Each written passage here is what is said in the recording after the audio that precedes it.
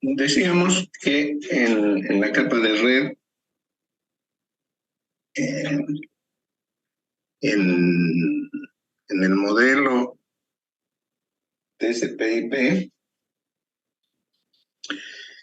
el protocolo de la capa de red es el protocolo IP, aunque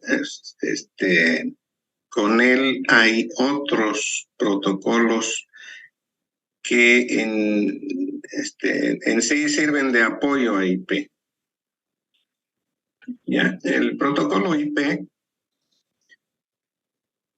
implementado actualmente desde del siglo pasado, por inicios de los 80, tiene la versión 4. Es la que está actualmente en vigencia, aunque ya se está implementando la versión 6. Digamos que no es un capricho, sino que la versión 5 se la probó, se hizo algunos experimentos con ella y se la descartó, de manera que la versión 6 es la que se va a ir implementando de a poco. La necesidad de implementar la versión 6 está dirigida principalmente a que con la versión 4 se ha alcanzado una cantidad tal de requerimiento de direcciones que supera el límite dado por la versión 4. Bien, al igual que en todas las capas, el modelo establece que la longitud de la unidad que se mueve de una capa a la otra está dada por la longitud de la carga útil, es decir, aquello que ha recibido de la capa superior. En este caso, si hablamos de la capa de red, la carga útil proviene de la capa de transporte. Entonces, la capa de transporte le entrega una carga útil y a esta se añade el encabezado.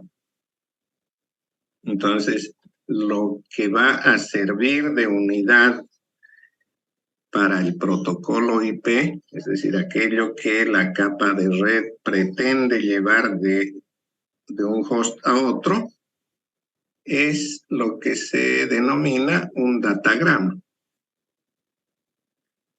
¿no? Entonces, este datagrama, que es el paquete, la unidad que va a mover la capa de red, está formada por un encabezado y la carga útil. En el encabezado se tiene de manera fija 20 bytes y opcionalmente se puede añadir una otra cantidad de bytes, enseguida vamos a ver hasta cuántos. Al ser opcional esto podría bien ser 0. Entonces, el mínimo tamaño del encabezado va a ser de 20 bytes, pudiendo incrementarse.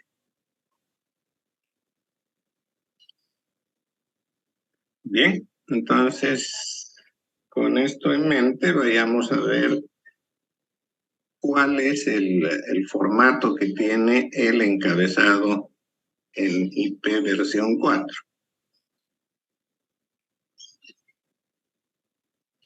Vamos a considerar una longitud de palabra de 32 bits, es decir, de 4 bytes. Como la transmisión que se efectúa es serial, entonces Esto empieza en el bit que se encuentra a la izquierda, ¿sí? Ese va a ser el primer bit a ser transmitido. Entonces empezamos aquí con la izquierda y se va desplazando hacia la derecha, ¿no? Entonces, si este es el bit número 1 que sale, este va a ser el bit número 32. Y a continuación sigue la segunda fila, ¿no? Entonces vamos de izquierda a derecha, completada la fila de la derecha, los 32, o completada, digamos, la primera fila, continúa la segunda, nuevamente a la izquierda. Entonces, ese es el orden en el que se van desplazando los bits, ¿no? La comunicación siempre ha de ser serial, se transmite bit a bit. Entonces, la descripción también la vamos a hacer en ese sentido. Empezamos con el primer campo, denominado versión. En este campo se señala en 4 bits la versión correspondiente al protocolo. En este caso va a ser versión 4. ¿No? Esto va a ser mientras perdure la versión 4 de IP. Cuando se termine de implementar la versión 6, cambia totalmente el encabezado, inclusive su longitud, de manera que de momento esto va a ser siempre 4. El siguiente campo, también de 4 bits, indica en número de palabras de 32 bits cuál es la longitud del encabezado, ¿no? Vean que el encabezado incluye esta sección que es opcional.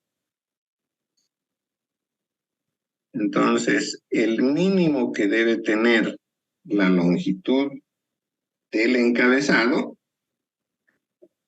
en palabras de 32 bits es 5, ¿no? Aquí vemos una palabra de 32, 2, 3, 4 y 5, ¿cierto? Ese es el mínimo. En ese caso, el campo de opciones tendrá 0 palabras. Y el máximo, como son solo 4 bits, el máximo que se puede codificar en 4 bits es 15. Entonces, como máximo, tendrá 15 palabras de 32 bits, lo que da en bytes 60, ¿no? O sea, esa es la longitud más grande que puede tener el encabezado, 60 bytes. Y la mínima es, al ser 5 palabras de 32, no, 5 por 32 son 16, ¿cierto?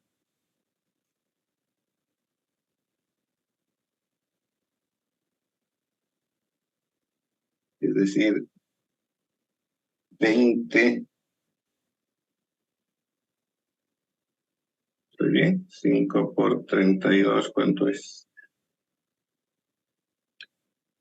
160 bits. Dividido entre 8, 20 bytes, ¿cierto?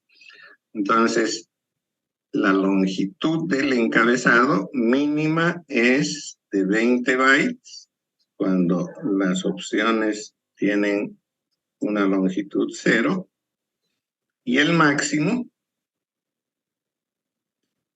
es de 60 bytes.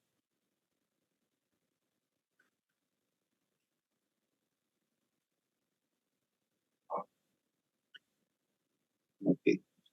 El siguiente campo, servicios diferenciados. Este es uno de los pocos campos que ha ido cambiando su significado a medida que se iba desarrollando el protocolo. En un principio, el nombre de este campo fue tipo de servicio.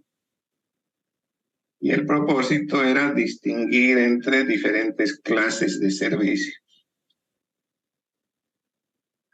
¿No? Hubieron varias combinaciones entre confiabilidad y velocidad. Cuando se trata, por ejemplo, de digitalizar la voz, se pretende que la entrega sea rápida, sin dar importancia a la precisión, ¿cierto? En cambio, cuando se trata de transferencia de archivos, lo más importante es la precisión, la fidelidad. Debe buscarse que no existan errores, sacrificando la velocidad, ¿cierto? Entonces, este campo está relacionado con ello.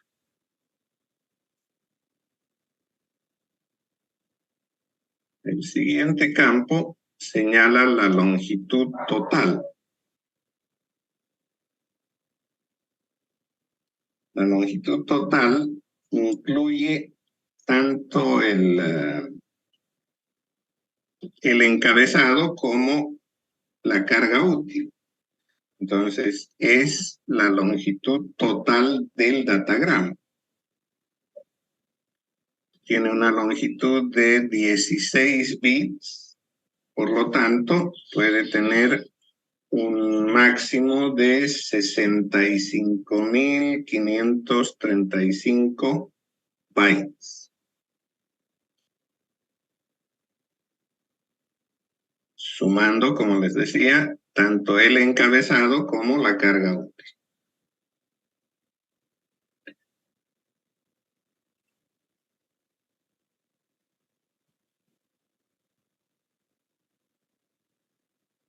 El campo de identificación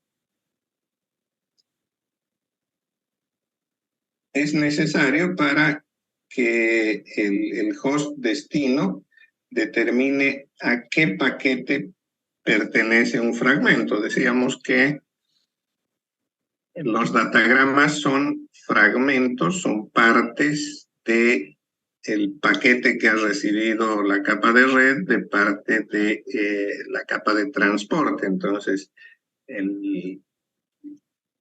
lo que podría ser el total que se pretende transmitir es fraccionado en datagramas. Entonces, se va a ir pasando partes de ese paquete y a través de este campo se identifica a qué paquete pertenece el datagrama.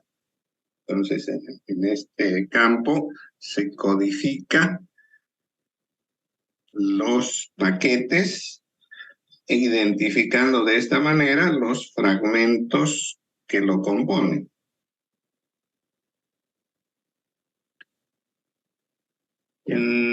Siguiendo en el orden que estamos señalando esto, el siguiente campo es un solo bit, pero no tiene ningún significado.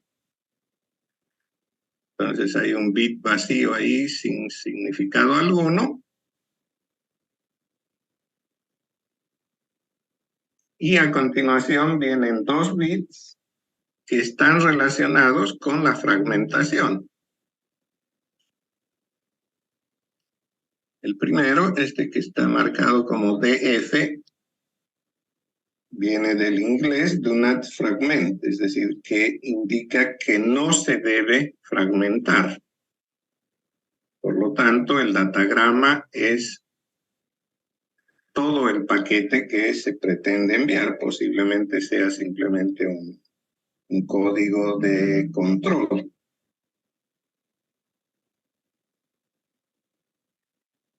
El siguiente, MF, señala que a continuación hay más fragmentos, ¿no? Viene del inglés more fragments.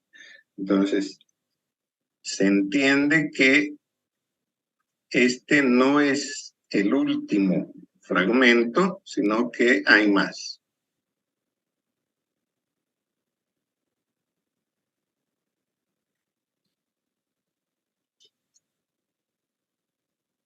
Y nuevamente relacionado con la fragmentación viene el campo de desplazamiento del fragmento.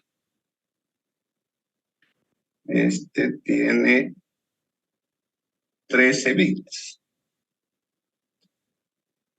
Entonces, a través de él se indica a qué parte del paquete corresponde este fragmento.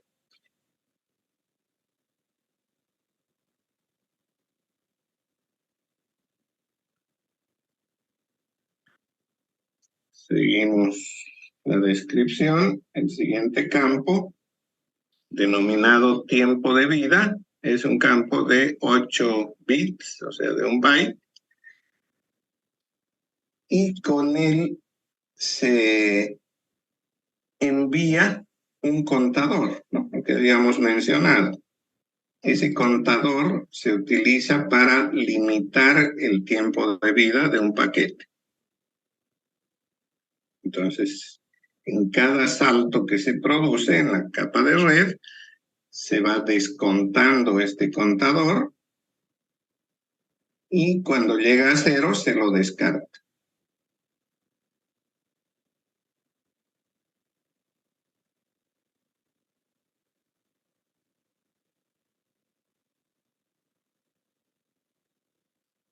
El siguiente campo, denominado protocolo, indica a cuál proceso de transporte se debe entregar el paquete, ¿no? Es decir, aquí se está indicando el protocolo de la capa de transporte a la que pertenece este paquete. Las opciones en TCP/IP son dos, ¿no? O es TCP o es UDP.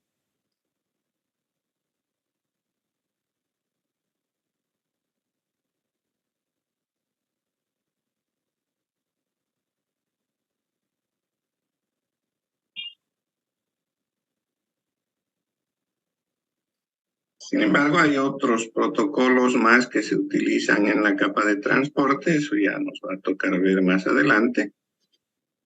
Digamos que en Internet son prácticamente dos los más utilizados, son TCP y UDP. Ya hemos visto que la diferencia entre uno y otro es la orientación que tienen a la conexión. TCP sí está orientado a la conexión, en cambio UDP no va orientado a la conexión. El siguiente campo es la suma de verificación. Esta suma de verificación es únicamente del encabezado. Una palabra de 16 bits en la que se señala la suma de verificación, eso que hemos denominado CRC.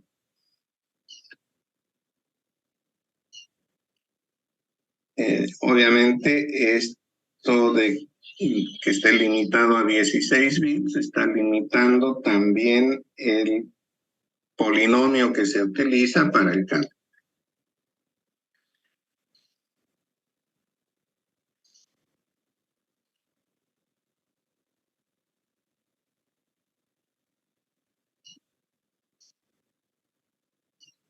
Entonces, descontando las opciones, los últimos dos campos, que son campos de 32 bits, son las direcciones de origen y destino, es decir, aquellos códigos que identifican a quien está transmitiendo y a quien va a recibir el datagrama. Entonces, estos campos que en la versión 4 son de 32 bits, identifican de manera única en la red a el host de origen, el 1, y al host de destino, el otro. Lo que significa que el protocolo IP codifica a los hosts en 32 bits. ¿No? Vean que seguramente cuando se creó el protocolo, cuando se lo empezó a implementar, se creía que 32 bits era una cantidad sumamente elevada, que nunca se iba a rebasar la necesidad de códigos, ¿no? La historia les demostró muy pronto que estaban equivocados en ese concepto. Internet ha crecido tanto que esta cantidad ya ha quedado pequeña. Por eso la premura por implementar la versión 6, que va a permitir una mayor capacidad de codificación de direcciones IP.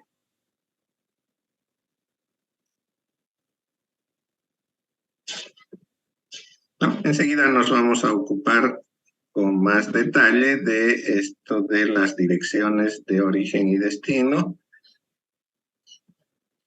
El siguiente campo es el campo de opciones. Este campo se diseñó con la intención de proveer un recurso que permita que las versiones subsiguientes del protocolo incluyan información que posiblemente no esté presente en el diseño original. Entonces, se la ha estado utilizando en un principio de manera experimental para ir probando nuevas ideas que permitan expansiones en el protocolo. Por eso es que tiene longitud variable.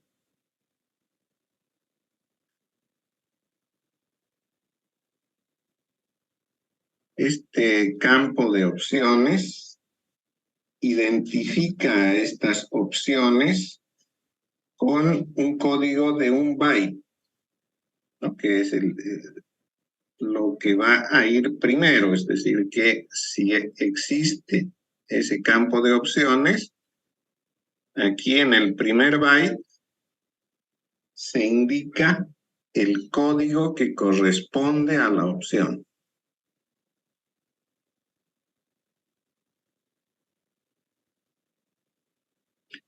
Entonces, vamos a describir algunos de esos, los más importantes.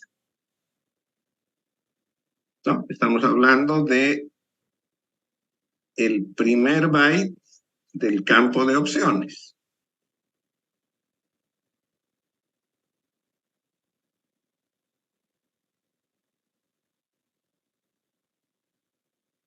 Si no tengo cuál es el código binario de este, pero si se identifica con seguridad, este especifica qué tan secreto ha de ser el datagrama. Naturalmente que esto nació de temas de seguridad provenientes de ARPANET, ¿no? Es decir, de cuando el Departamento de Defensa de Estados Unidos empezó a implementar la red. Como estaba más dirigido a temas de seguridad militar, entonces este campo tenía una particular importancia para él. Del mismo modo, el campo de enrutamiento estricto desde el origen lo que pretende es proporcionar una ruta completa que va a seguir el datagrama, ¿no? Entonces, esto pretende evitar que el datagrama pase por enrutadores a los que no se quiere eh, utilizar, ¿sí? Entonces, si en algún momento, por ejemplo, se da libertad a los datagramas a seguir cualquier camino, podrían de repente pasar por enrutadores de, de propiedad del enemigo o a los cuales el enemigo tenga acceso, ¿sí? Entonces, si se quiere evitar eso, a través de este enrutamiento estricto desde el origen, uno puede elegir cuáles son los enrutadores por los que está autorizado a pasar el datagrama, de manera que se mantenga el secreto de estos.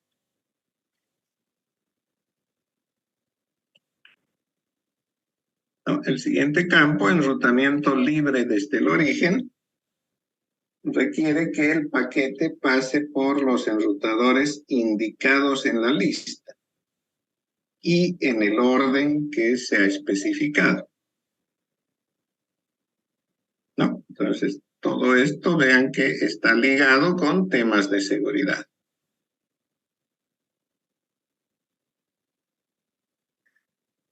El siguiente código de opción indica que se debe registrar la ruta, es decir, que cada salto de un enrutador a otro debe anotarse, de manera que cuando llega al destino, éste pueda saber por dónde ha estado transitando el datagrama y, bueno, darle algún tratamiento.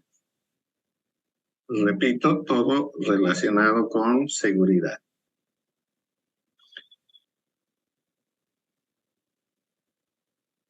Y el último código es el de estampa de tiempo.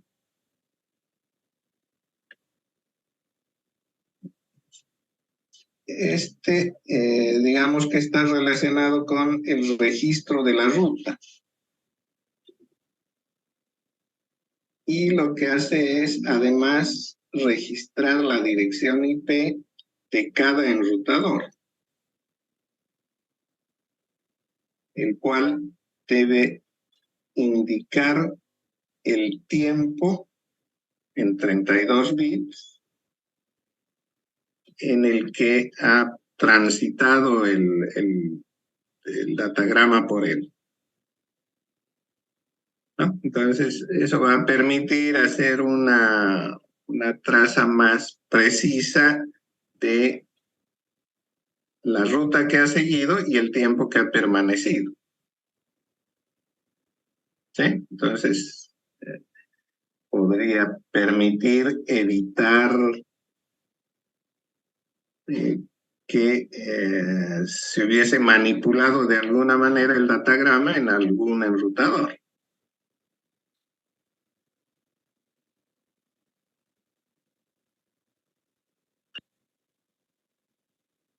Ok, estamos casi en el momento del corte, así que para que no sea muy cortado esto, lo voy a cortar de hecho, ¿ya? Entonces dejo de transmitir, de compartir y vamos a volver a conectarnos de inmediato.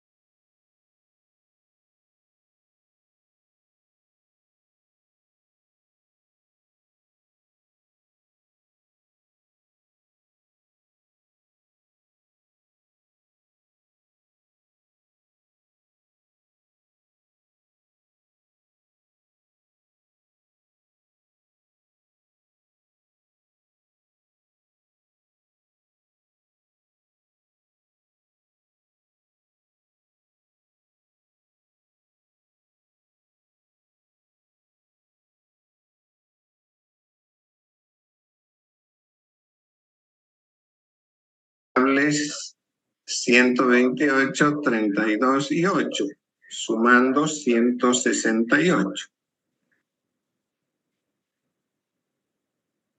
El tercero, 64, 32 y 4, haciendo 100.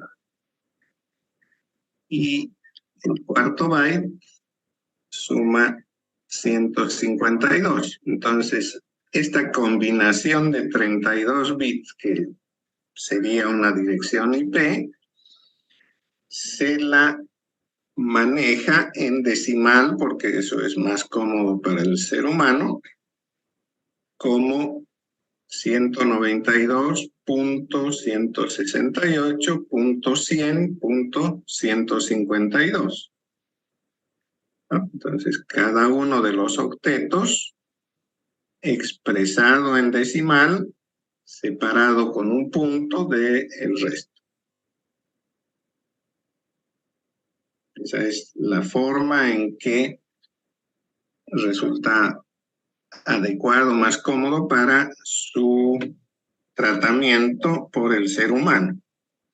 No olvidemos que eso está asociado a bits, a un código binario. Ahora, las direcciones IP se las clasifica, es decir, poseen clases. Se denomina clase A las direcciones comprendidas entre 0000. Discúlpenme, pero no tengo. Aquí está. Apareció el señor cursor. Ahora sí. Entonces, clase A inicia en la combinación 0000, todos ceros, y se extiende hasta 124, 255, todos 255. Vean que 255 es un solo de unos, ¿sí? 8 unos. Y 0 es todos ceros. Lo que daría lugar a 128 redes, 128 redes, con una cantidad de 16 millones de hosts cada una. ¿No? Entonces, esta clase A, se la utiliza para redes grandes. Vean que la cantidad de hosts disponibles para cada una de las redes es del orden de 16 millones. ¿Quién podría manejar una red como esa? Tendría que ser una corporación muy grande, ¿cierto? O un proveedor de servicios.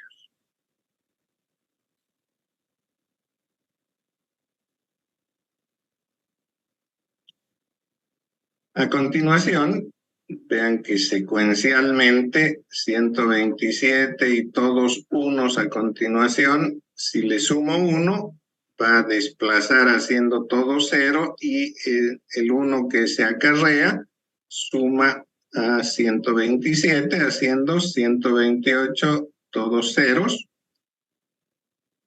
y se extiende hasta 191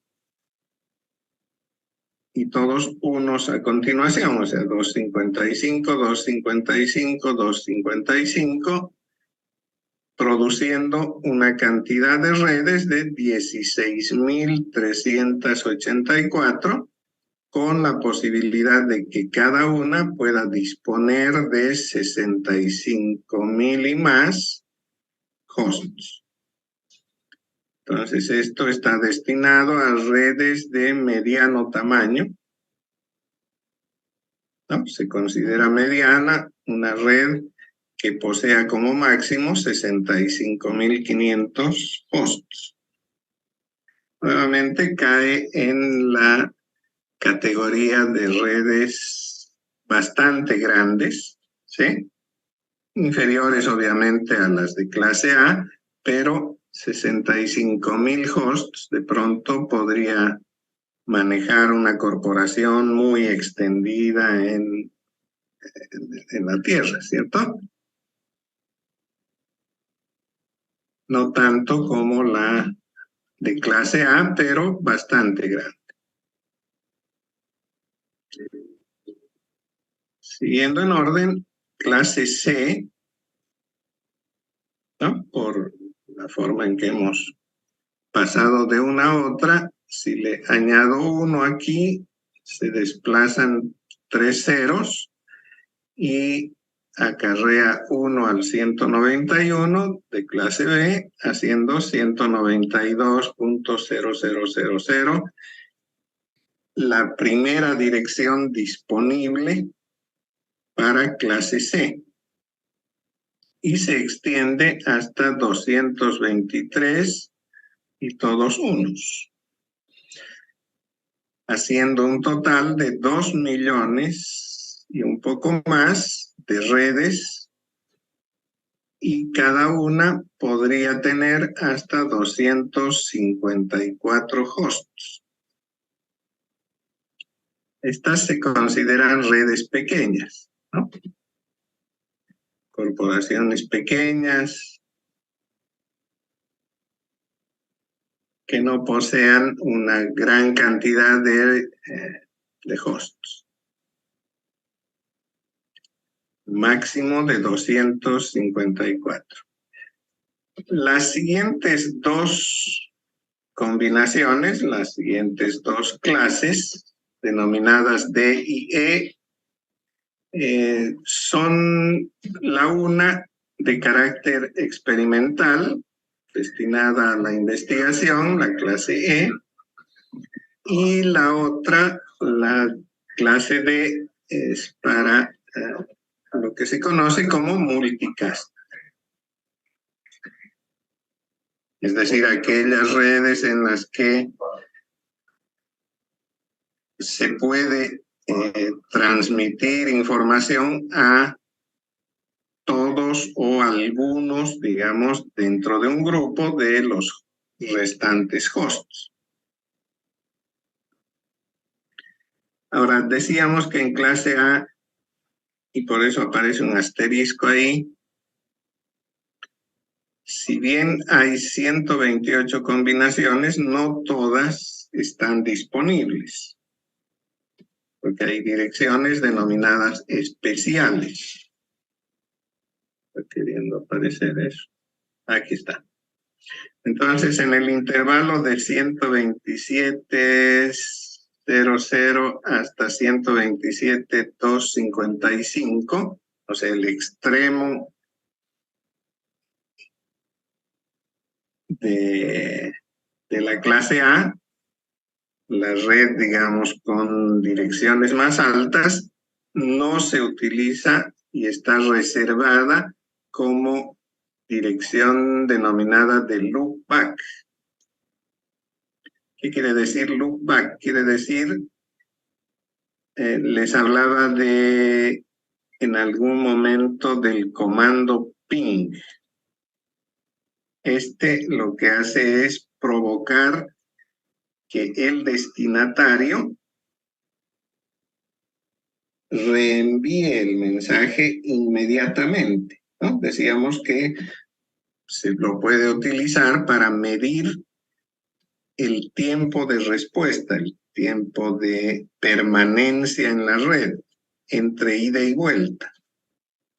¿Sí? Entonces, a través del comando ping, que es un mensaje de eco al cual el destinatario está obligado a responder, quien lo ha enviado lo utiliza para medir el tiempo promedio de ida y vuelta, ¿no? Dividido entre 2 le daría el tiempo de ida.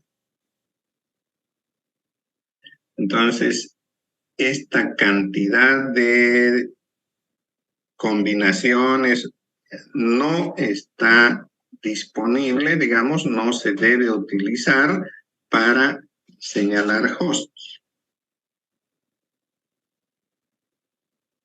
porque lo que hacen estas combinaciones es crear un lazo en el origen. Entonces, si yo envío un mensaje de eco con esa dirección, lo que va a hacer es retornar hacia mi propio host. ¿Sí? ¿Para qué me podría servir saber el tiempo que toma un paquete en ida y vuelta en el mismo host? Seguro que va a ser 0 además de ese tiempo. Entonces, bueno, se lo puede utilizar para probar si está bien mi interfaz. ¿Sí? Si está operando adecuadamente. Porque si no hay respuesta es porque está mala la interfaz, está mal la tarjeta, qué sé yo. ¿Bien?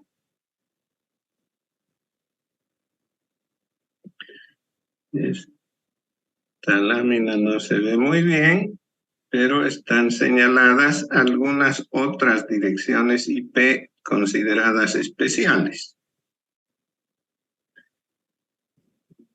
Sabes, como de costumbre se me perdió el puntero de la línea, eso. Entonces la primera que está señalada es la dirección puros 255, es decir, unos en todas las posiciones. Todos los bits son unos. Esta dirección se la utiliza como dirección de broadcast en la propia red o subred, ¿no? ¿Qué significa broadcast? Que todos los dispositivos deben responder. Es decir, todos deben capturar el datagrama que ha sido enviado con esa dirección.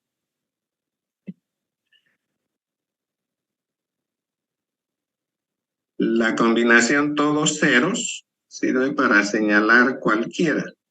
Es decir, está señalando que esa combinación, esa dirección, es para cualquier dispositivo en la red o en la subred, ¿no? Vean que son direcciones especiales, no deben utilizarse para asignar hosts con esas direcciones.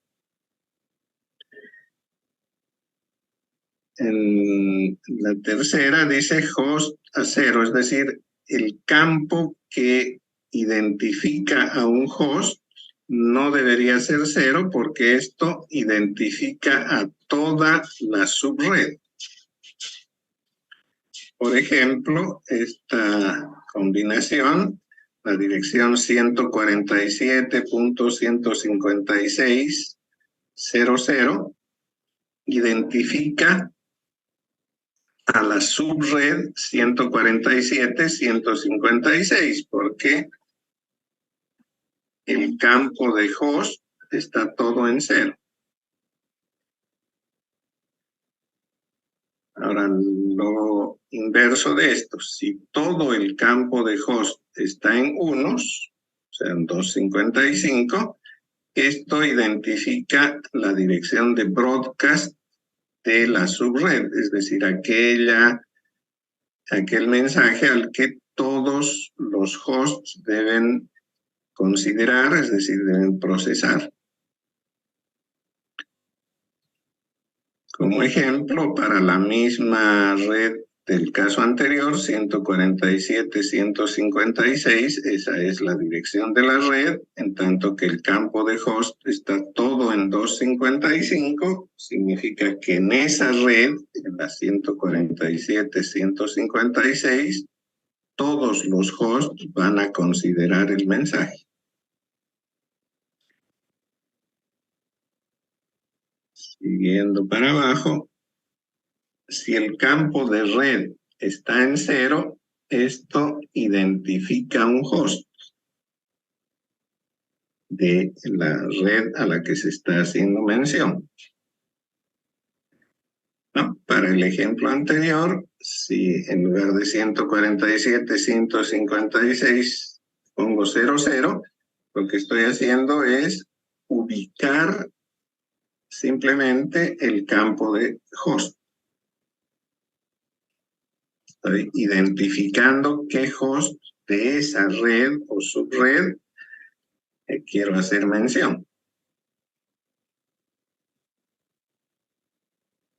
En el mismo orden, 127.001, decíamos que esa combinación está destinada a loopback. ¿Dónde estoy aquí? Creo que ese color me está causando problemas. Voy a cambiar de color rojo. Ya. Entonces, 127.001 es el loopback correspondiente a un host. 124.001 indica que todos los hosts se ponen en multicast, ¿no? Unicast quiere decir uno solo, un solo par. Multicast quiere decir todos, ¿no? Este multicast, bueno, no se refiere exclusivamente a todos los hosts de una subred, sino también puede agrupar, hacer grupos de hosts. En todo caso, entonces, podríamos decir que multicast se refiere a más de un destinatario. Bueno, ahora, ¿de qué manera uno puede obtener una dirección IP? ¿Quién administra este tema de la asignación de direcciones IP? Hay una corporación de Internet para asignación de nombres y números, con el identificativo por sus siglas en inglés ICANN. Internet Corporation, ¿no? Corporación de Internet para asignación de nombres y números.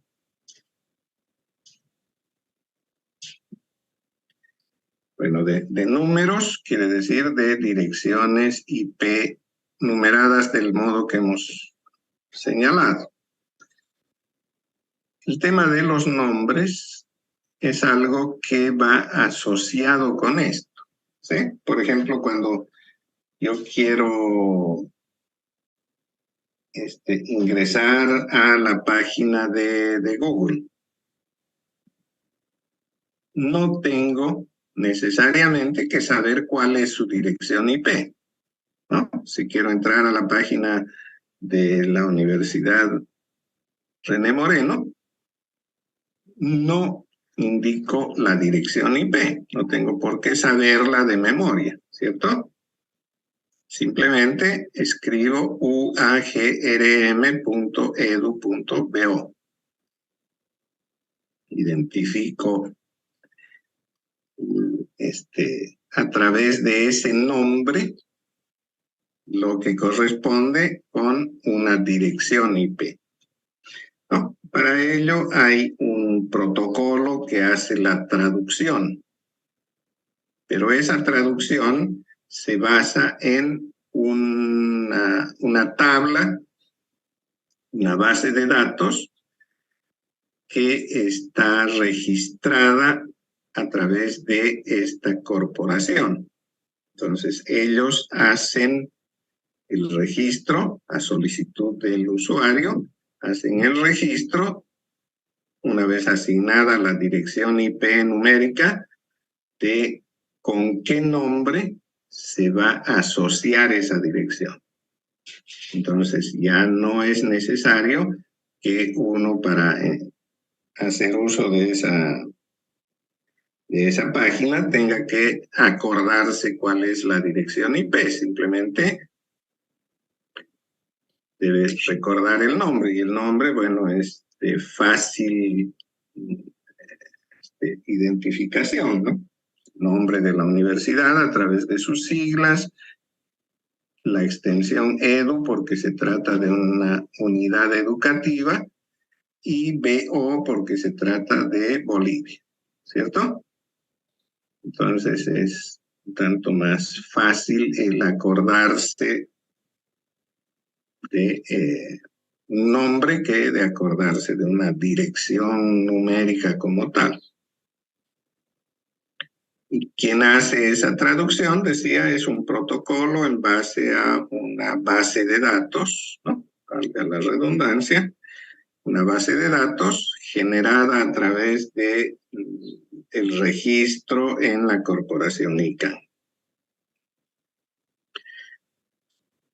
Bien, ahora, la limitación producida por el número de 32 bits que corresponde a una dirección IP ha dado lugar a la creación de un otro elemento que nos facilita el manejar las direcciones IP. Se conoce como máscara de red. La máscara de red es un código también de 32 bits que identifica en dos prefijos, ¿no? Un campo, digamos, denominado red, y el otro campo denominado host. Entonces, el prefijo, el primero de n bits, y el segundo de, como estamos hablando de direcciones de 32 menos n, ¿cierto? Para completar los 32 bits. Entonces, el primer campo, denominado prefijo, señala la dirección de la red, lo que significa que todos los hosts pertenecientes a esta red deben tener el mismo prefijo. Lo que va a variar entre unos y otros es el otro campo, el de dirección de host.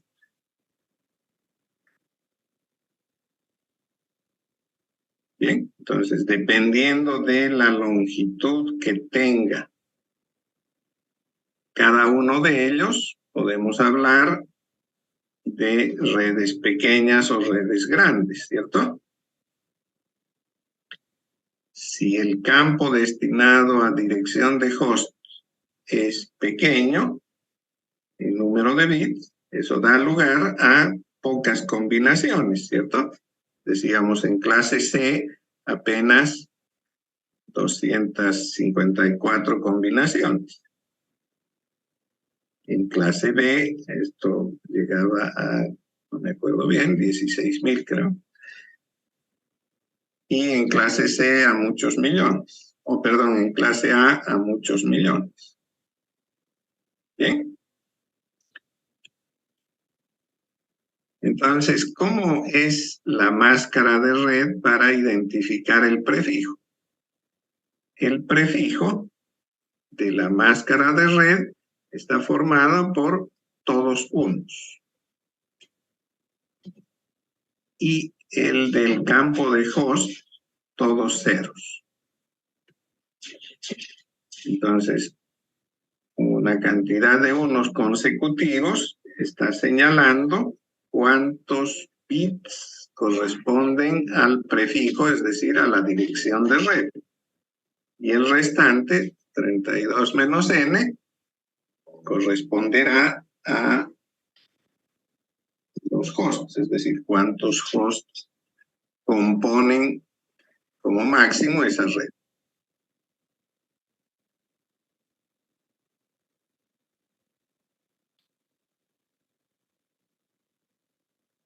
Consideremos este ejemplo, ¿no? La longitud del prefijo, aquí está con la variable L bits, todos en 1, corresponde, ¿sí?, hasta aquí al campo de red, ese es el prefijo de red, y el resto, lo que está marcado con todos ceros, en este caso son 8 ceros, corresponde a el número de bits que pueden combinarse para distinguir los hosts. ¿Ya? Pero aquí hay que tener en cuenta lo siguiente. El campo de hosts no puede ser ni todos ceros, porque esa es la dirección de la red, eso identifica a la red, entonces todos en cero está descartado para un host, y también lo está todos en 1, porque eso corresponde a la dirección de broadcast de la red, es decir, aquella dirección que señala que el paquete debe ser procesado por todos, ¿no? Entonces, tanto la combinación puros ceros como la combinación puros unos están descartadas como direcciones para hosts. De manera que la combinación de 8 bits, que sería 2 a la 8, ¿cierto? 2 a la 8 debe disminuirse en 2, porque la combinación puros ceros y la combinación puros unos, esas dos direcciones no son válidas. De manera que para el ejemplo, 8 bits, que es la longitud del campo de host, 2 a la 8 menos 2 me da el número de combinaciones válidas para los hosts que componen esa red. 2 a la 8 es 256 menos 2, 254, ¿cierto? Entonces, solamente podría tener 254 hosts.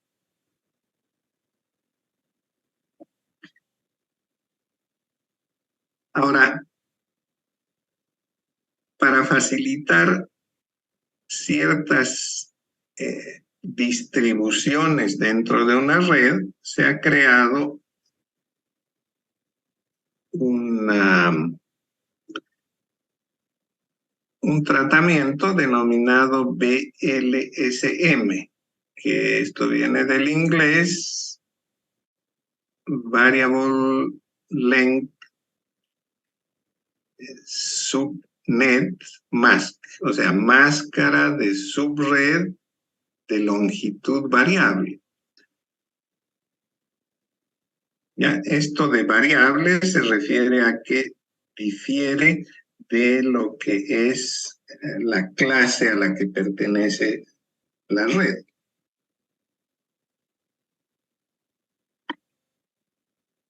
¿En qué consiste? En tomar del campo de host algunos bits, los bits de orden superior, algunos de esos bits de orden superior, para designar lo que se denominan subredes. Ya, a través de este ejemplo creo que vamos a entender la idea. Consideremos esa dirección IP, 130.105.44.170 versus esta otra, 130.105.40.5. Entonces, si yo considero,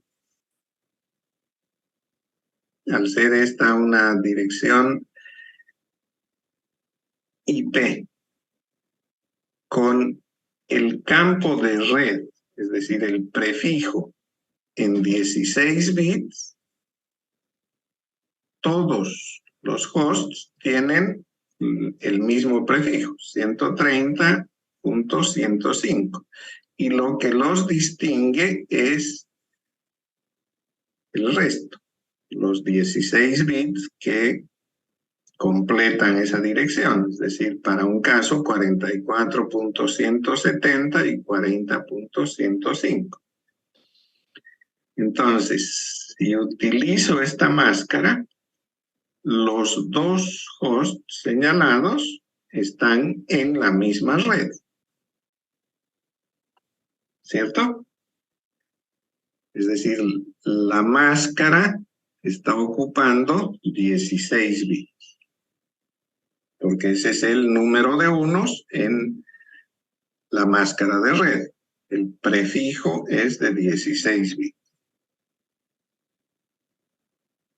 Ahora, si modifico ese prefijo, es decir, en la máscara no considero solo 16 bits, sino 21, le estoy robando al campo de hosts 5 bits, ¿cierto? Aquí a la derecha de las direcciones están las combinaciones binarias que les corresponde.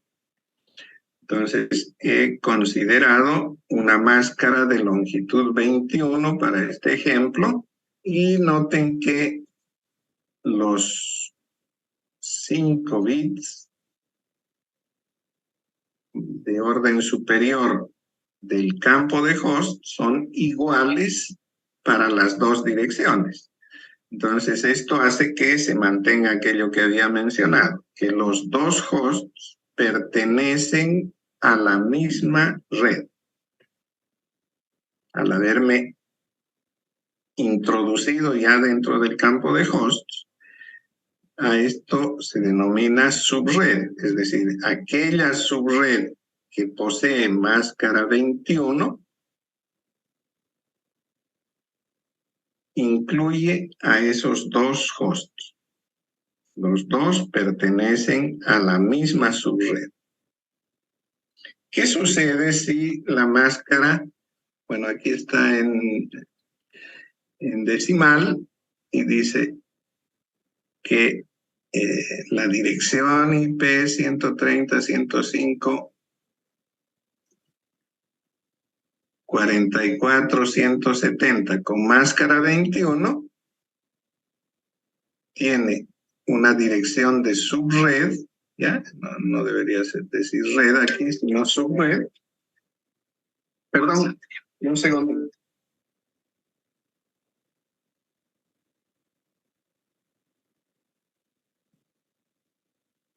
Entonces, decía la subred, ahora considerando los 21 bits, se denomina 130.105.40.